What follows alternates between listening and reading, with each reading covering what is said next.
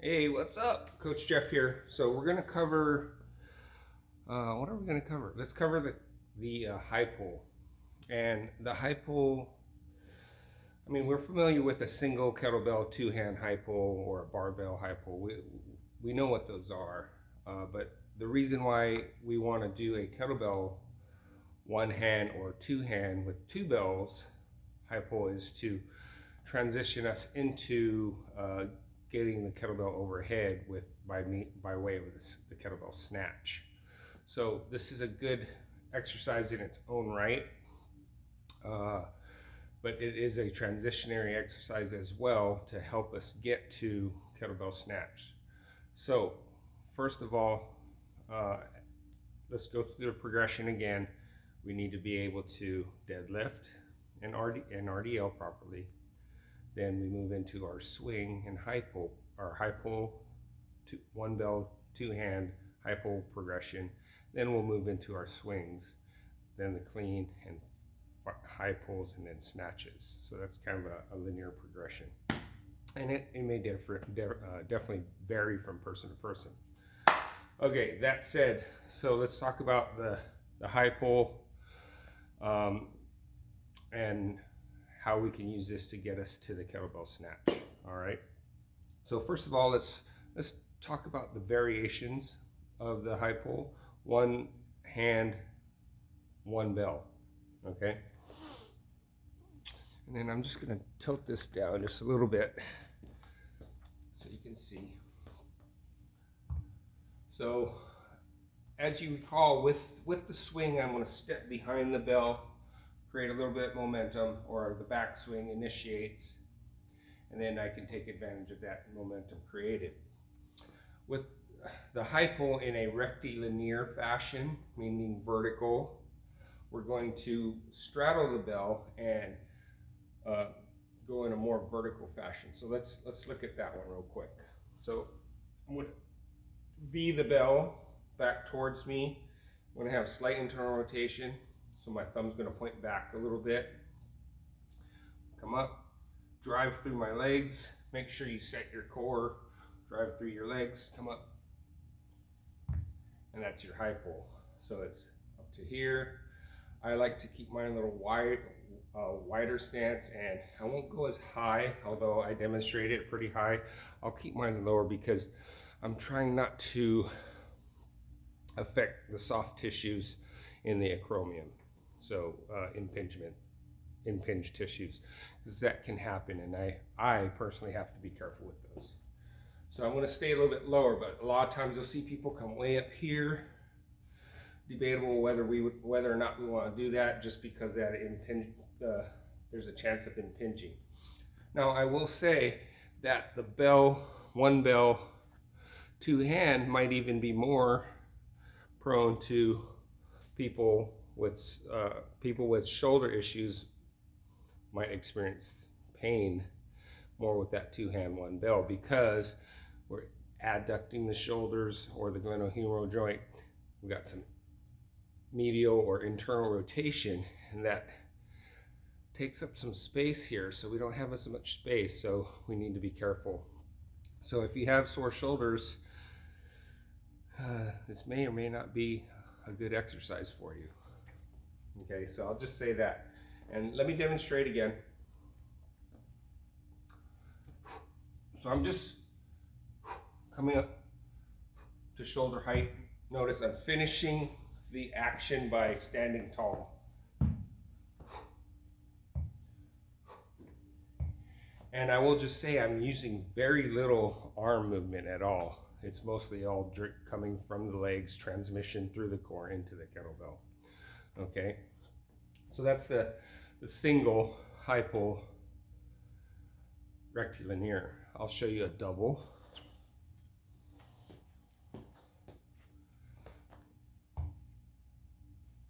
Okay, so here.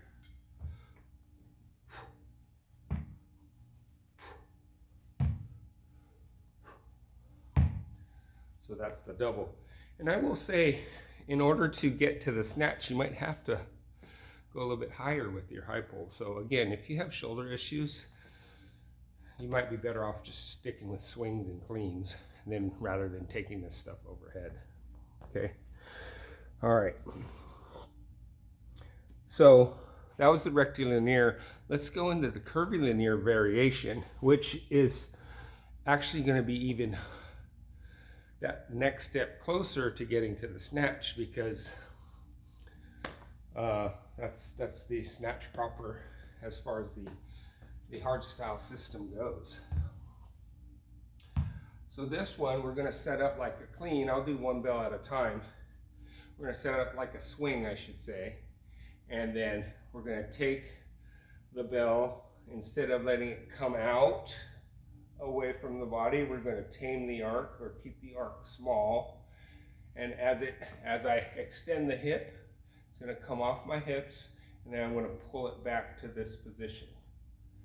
So you can see it's almost like a rowing type motion. Okay, so we want to get the bell to this level or perhaps even higher. Okay, so let's see what that looks like.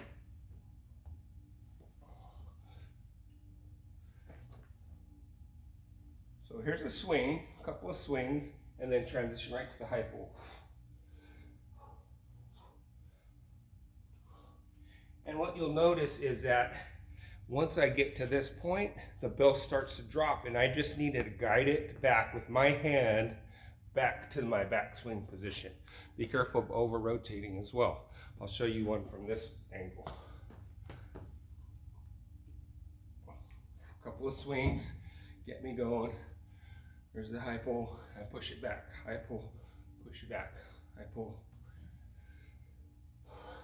So I must note this, I'm not totally at 90 degrees of elbow flexion. When I do that, I'm more than 90. Or I guess less than 90. But anyway, I'm not getting out to 90 degrees. I'm going to be more inside of that. And then as I come back, come up, so you can see the bell's kind of like right near my shoulder, maybe a little bit higher. And then as it falls, I'm going to push it right back into the backswing. Extend, backswing, extend, backswing. Okay, so once you master this, you can, and there's a lot of timing here, so you're going to have to feel what the kettlebell's doing and get a sense of when do I push it back, when do I start to pull up as it comes off the hip. Okay, so that's where the key is going to be, is one, having a really strong swing and being able to keep the swing glued to your body until you extend, and then it comes up and then you start pulling back. Okay, so that's the curvilinear. I'll show a couple of doubles just so you can see what it looks like.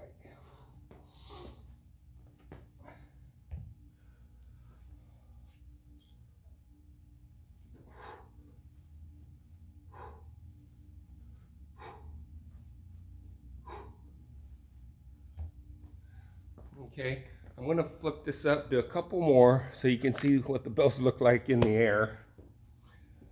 Okay.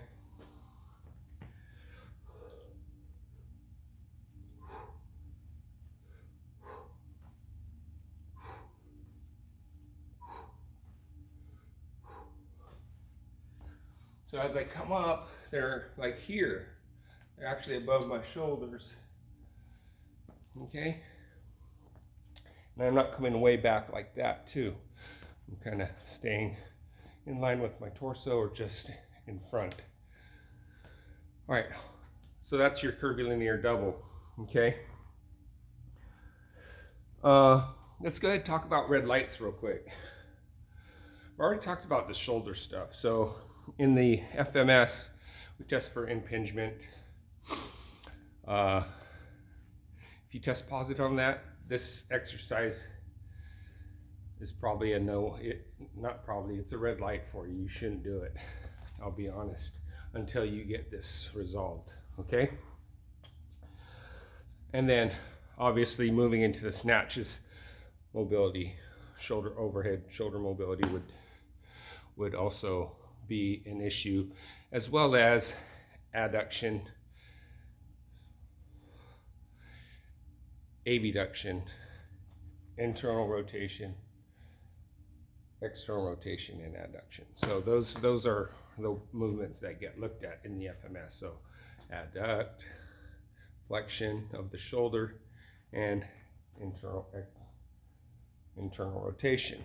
This would be adduction, internal rotation, and flexion. Okay, so those things would definitely, you'd have to have some pretty good shoulder mobility to feel confident that these are exercises that are okay for you. Next is your active straight leg raise, which is the ability to hinge the hip, right? You still need to hinge the hip, maintain good spine throughout the movement, okay? And then rotary stability, and that really pertains to when you're doing one arm or a one hand swing, clean, snatch, even perhaps at some points the deadlift. So being able to stabilize rotationally, okay?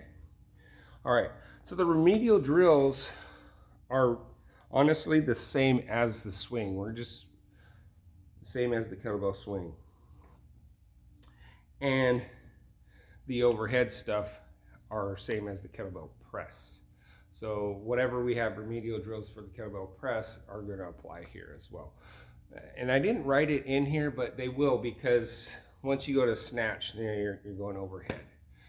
More importantly than the overhead position is the impingement of the soft tissue in the acromial arch.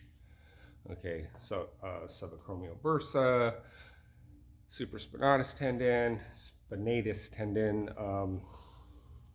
perhaps biceps tendon, the long head of the biceps. Those are things that can get impinged. There's probably others that I'm not thinking of right now. But anyway, it's more about that than it is completely going overhead. It's this internal rotation, adduction, and then coming up into flexion, which can put stress on the soft tissue. Okay. So overhead correctives and myofascial work as we demonstrated in the overhead press. Okay, hopefully that makes sense. All right, I think that's about it, and I'll just kind of highlight this. When we go, we might introduce, you might want to start with the vertical or the rectilinear stuff first, because it helps with the force production and teaching you how to produce force from the ground up into the kettlebell. Maybe a little easier than doing it in a curvilinear fashion, but you have to get the curvilinear swing down in order to be able to do a RKC style snatch. There obviously is a vertical snatch to it, and we may go into that, but hard style snatches are generally curvilinear. That's the progression we follow. Okay. All right, you guys, practice this stuff, watch the videos, and be safe.